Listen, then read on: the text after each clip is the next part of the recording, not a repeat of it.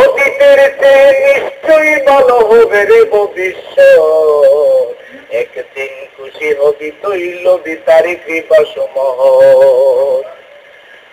আমার আল্লাহ বলেন ওয়ালাল আখিরাতু খায়রুল লাকা মিনাল উলা।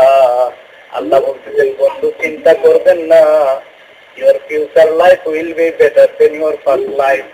তোমার অতীতকালের চেয়ে ভবিষ্যৎকাল সুন্দর হয়ে যাবে। এখন কাফেররা ক্রিটিসাইজ করে তোমাকে কষ্ট দেয়, দুঃখ দেয়, জেনে রাখো এই কষ্টের পরে তুমি সুখী হয়ে যাবে। বলুন সুবহানাল্লাহ। তোমার জীবন সুন্দর হয়ে যাবে। আর যদি আমাদের প্রথম জীবনে যদি কষ্ট হয়, পরবর্তী জীবনে আল্লাহ পাক আমাদেরকে সুখ দিয়ে দিবেন।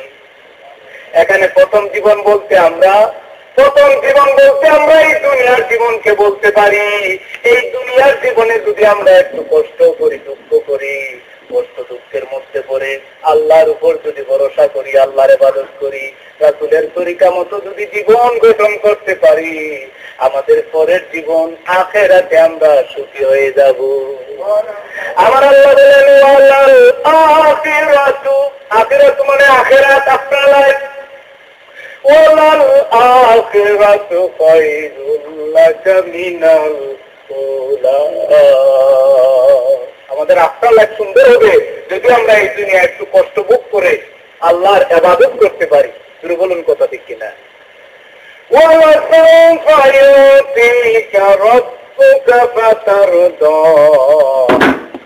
আমার আল্লাহ বলেন বন্ধু আমি নবী, আমি তোমাকে এমন কতিপয় নিয়ামত দান করব, যে নিয়ামত পেয়ে তুমি খুশি হয়ে যাবে। জুড়ে বলুন সুবহানাল্লাহ। আমার নবীকে আল্লাহ কত নিয়ামত দিয়েছেন, কত শান, কত মর্যাদা দিয়েছেন। কোন ব্যক্তির ক্ষমতা নাই আমার নবীদের শান বর্ণনা করে শেষ করতে পারবে এমন কোন মানুষ আকাশের নিচে জমিনের উপরে কেউ নাই। আমার নবীকে আল্লাহ কত নিয়ামত দিয়েছেন। প্রথম নিয়ামত আল্লাহ তার বন্ধুকে সবার আগে বানাইছেন। জুড়ে বলুন সুবহানাল্লাহ। আল্লাহ তার খালদে কাউসারের মালিক বানাইছেন। আল্লাহ পাক তাকে মাকামে মাহমুদ দিয়েছেন। আল্লাহ পাক তাকে আখানা জান্নাতের চাবি দিয়েছেন। আল্লাহ রাব্বুল আলামিন তাকে সাইয়্যিদুল কাউনাইন বানাইছেন। আল্লাহ পাক তাকে সাইয়্যিদুল মুরসালিন বানাইছেন। আল্লাহ রাব্বুল আলামিন তাকে রাহমাতুল লিল আলামিন বানাইছেন। আল্লাহ পাক তাকে বিশ্ব নবী বানাইছেন। আল্লাহ রাব্বুল আলামিন তার বন্ধুর এত শান, এত মর্যাদা, তার শরীরের মধ্যে যে গাম বের হয় ওই গাম মণি মুক্তার চেয়ে আরো দামি বানাইছেন। জুড়ে বলুন সুবহানাল্লাহ। তার চোখ থেকে যে অস্ত্র বের হয়, তার মুখ থেকে যে তুতু বের হয়, এই তুতুর মধ্যে মেষ কাম্বরের সুগ্রাম দিয়েছে।